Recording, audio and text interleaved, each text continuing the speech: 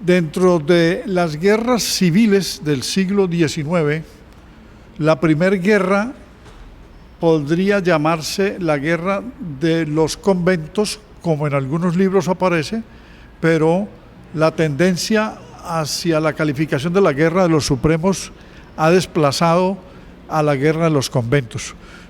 Realmente empezó esta guerra por un pleito ante la decisión del gobierno de José Ignacio de Márquez de despojar a los sacerdotes de Pasto y del sur del país de los conventos que no estaban prestando mayor servicio porque no tenían más de 8 monjes, eran conventos supremamente suntuosos y por lo tanto se ordenó la salida de estos sacerdotes que en el fondo estaban siendo controlados más por Ecuador que por la misma Nueva Granada. Colombia todavía no tenía ese nombre, acababa de desmontarse en el año 30 el nombre de la Gran Colombia y se llamaba la Nueva Granada.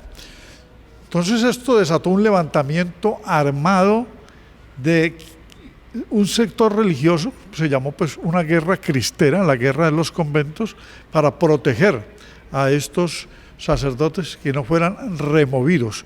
Y quien los animó, en el fondo de manera subrepticia, fue José María Obando. Pero cuando estalló la guerra, él se hizo a un lado, se fue para Bogotá, para dar a entender que no tenía que ver nada con el asunto.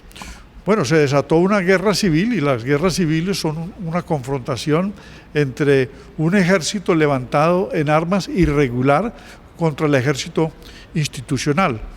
Pero fueron vencidos en agosto de 1839 por el ejército que conformó Ignacio de Márquez, el presidente, con los liderazgos de Tomás Cipriano de Mosquera y con el liderazgo de Pedro Alcántara Herrán. Al terminar esa guerra, se descubrió en los apresamientos, en las capturas, que el señor José Erazo estaba jugando un doble papel, pero coincidencialmente Erazo, que fue capturado por el gobierno granadino, el gobierno colombiano, era el personaje donde había pernotado, donde había dormido la noche antes del asesinato Sucre, y él había sido siempre sospechoso. Él pensó que esa captura tenía que ver con el delito que había cometido o la participación en ese delito, y para librarse de cualquier proceso, de una vez confesó que el autor intelectual fue José María Obando. Por lo tanto, el juzgado de Pasto abrió el proceso y Obando, que se trasladó de Bogotá hacia Pasto para presentarse, decidió sublevarse y armar un ejército contra el presidente, diciendo que era una persecución política. Es decir, cómo la judicialización de una persona conllevó a una guerra civil, que es la guerra de los supremos, porque ya había terminado la guerra de los conventos en el mismo año 1839. Y esta se va a desatar entre el 40 al 41, 2 años más de confrontación, levantando a otros jefes regionales que se declararon jefes supremos, es decir, invocando el federalismo, jefes regionales para segregar o secesionar o separar regiones del Estado central o para tener un proyecto federalista. En el siglo XIX los políticos eran a su vez militares. Por eso ustedes ven la mayoría de los presidentes eran militares. No había la prohibición de los militares en la política. La guerra de los supremos fue también la reacción y el alinderamiento de los santanderistas que habían perdido la presidencia, porque la elección de 1837 la ganó Ignacio de Márquez y el candidato presidencial había sido Obando. Obando era santanderista. Y Márquez, para contemporizar, nombró santanderistas y bolivarianos. A los bolivarianos los llamaban peyorativamente dictatoriales y a los santanderistas ministeriales.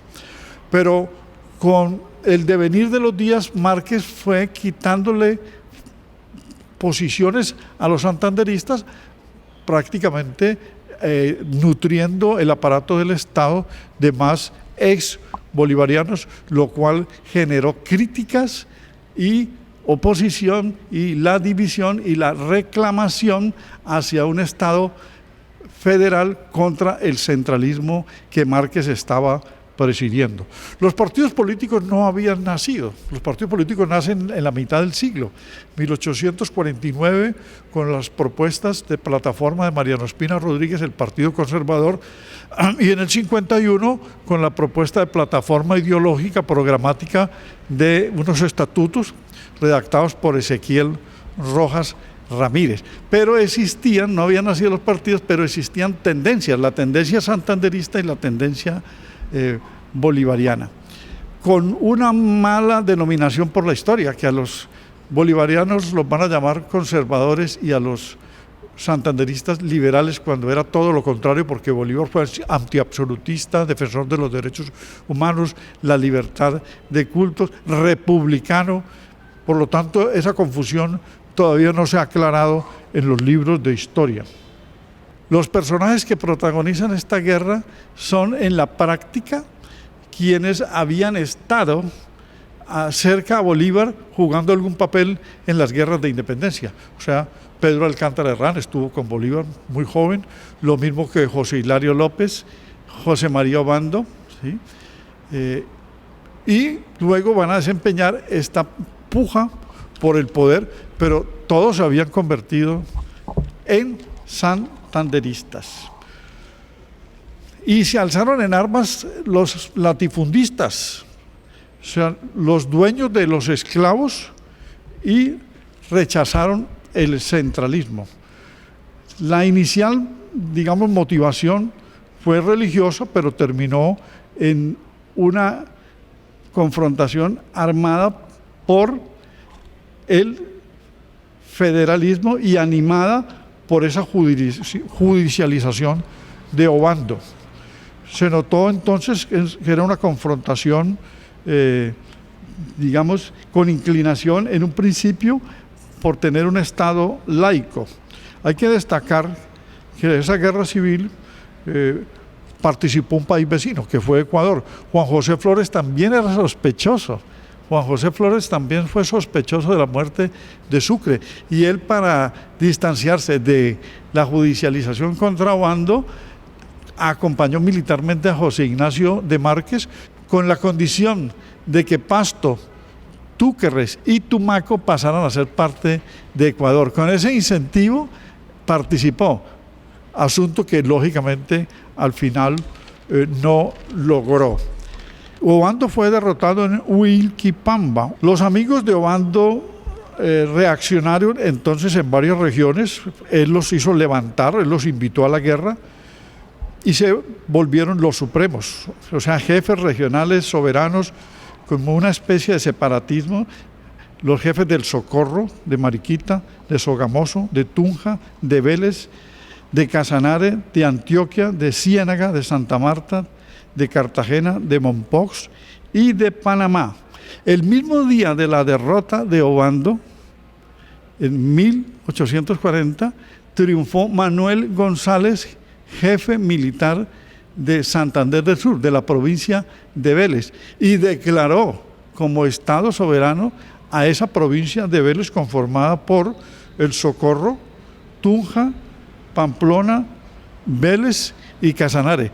Miren ustedes cómo estas guerras por el poder regional, por las tierras, por asuntos religiosos y por el orden territorial fueron dándose cíclicamente 8 guerras más, porque fueron 9 guerras civiles en el siglo XIX, ensangrentando al país.